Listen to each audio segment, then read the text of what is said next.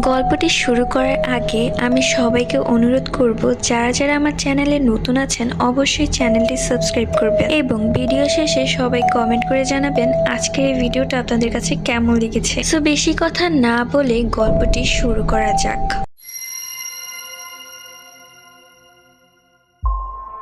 মেঘলা দিন দিন বড্ড বেশি রাগী হয়ে যাচ্ছে। কারো কথাই তার ভালো লাগে না, সবাইকে তার বিরক্ত লাগে, এমনকি তার বাবা মাকেও।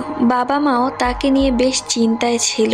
মেয়ে যদি তার মুখের আর রাগের লাগাম না টানতে পারে, কপালে খারাপ কিছু আছে। কিন্তু হঠাৎ এই রাগের কারণটা সবার জানার বাহিরেই রয়ে গেল। এখন সবার শুধু সময়ের অপেক্ষা করছে যে তার জীবনের মোড় কোন দিকে ঘোরে। এবার আসি তার কিছু বর্ণনায়। তার গায়ের রং শ্যামলা, দেহের গঠন চিকন এবং খুব সাধারণ একটি মেয়ে। তবে তারও শুধু একজন বেস্ট ফ্রেন্ড ছিল, যার সাথে জেদ করলেও মানিয়ে নিত মেঘলা। তবে তার বেস্ট ফ্রেন্ডের নাম ছিল তুলি। তুলি ছিল খুব সহজ সরল একটি মেয়ে এবং তার চেহারাটা ছিল বড্ড মায়াবী। এই মায়াবী চেহারার রহস্য মেঘলা ছাড়া আর কেউ মনে হয় জানে না। মেঘলা আর তুলির বন্ধুত্ব বেশি দিনের নয়, তবে তাদের পরিচয় কলেজ জীবন থেকেই।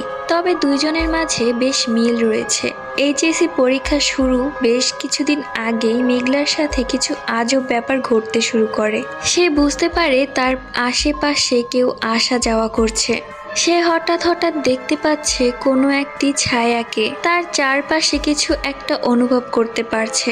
যখন সে একা একা ঘরে বসে থাকে, হঠাৎ এক মৃদু বাতাস এক সুগন্ধের সাথে মুখে আসা চুলগুলো সরিয়ে দেয়। গন্ধটা একটু অন্যরকম, যা বলে বোঝানো যাবে না। মেঘলা মুগ্ধ হয়ে যায়। তাদের দোতলা বাড়ির নিচে একটি বাগান আছে। মেঘলা ভাবে হয়তো সেই বাগান থেকেই গন্ধটা আসে। মাকে জানানোর পর মা বলল এটা নাকি তার মনের ভুল। মায়ের কথা শুনে সেই ব্যাপারটা নিয়ে মাথা ঘামালো না। পরীক্ষা সামনে চলে এসেছে, মাথায় পড়ার চাপ। একদিন সকালে মেঘলা চলে গেল তুলির বাসায় গ্রুপ স্টাডি করতে।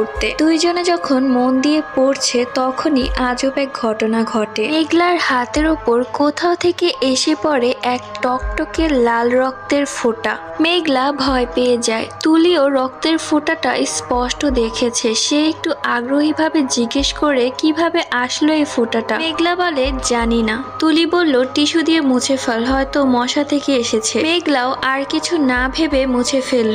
তবে তার মনে ঠিকই চরকা কাটতে থাকলো ঘটনাটা। বাসায় আসলো, তারপর তার মাকে জানালো ঘটনাটা। তার মা হেসে বলল এসব আজব জিনিস তোমার সাথেই হয়, এগুলো কিছু না। তবে মেঘলা বুঝতে পেরেছে কিছু একটা ঘটেছে তার সাথে, কিন্তু কেউ সেটাকে বিশ্বাস করতে পারছে না।